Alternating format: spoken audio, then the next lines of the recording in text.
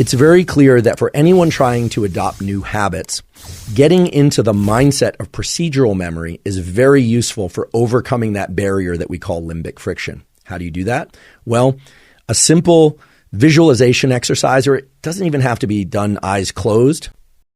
So now I'd like to discuss a second and what I think is perhaps the most powerful tool for being able to acquire and stick to new habits. The tool that I'm referring to is something called task bracketing. And the neural circuits associated with task bracketing are basically the neural circuits that are going to allow you to learn any new type of habit or break any habit that you'd like to break.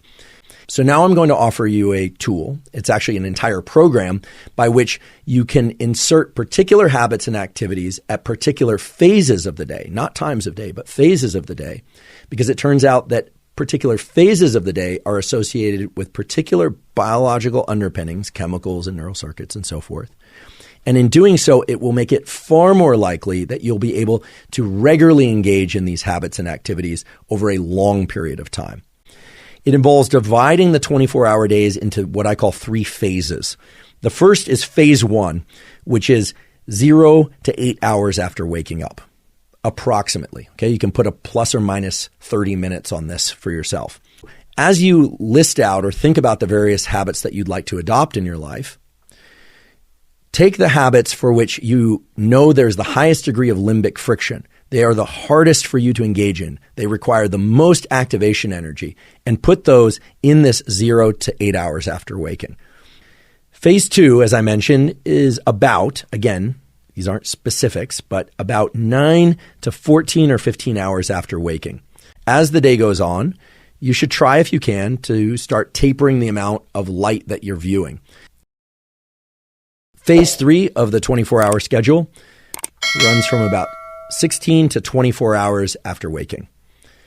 During that period of time, there are a few things that are going to support being in a state of mind, state of body, that are going to allow neuroplasticity to occur, that are going to allow the rewiring that you've triggered during the waking part of the day to actually take place. Those things are very low to no light, meaning, and keeping the room temperature low. Think back to task bracketing. Think back to limbic friction. If you are considering adopting a new habit, or if you are trying to break a habit, something we haven't talked too much about, but we will in a moment, it's very useful to think not just about the procedural aspects of what you're going to do, but also think about the events that precede and follow that particular habit and the execution, or at least the effort to execute that habit. What you're doing is you're casting a kind of a spotlight around a bin of time or a set of events for which dopamine can be associated.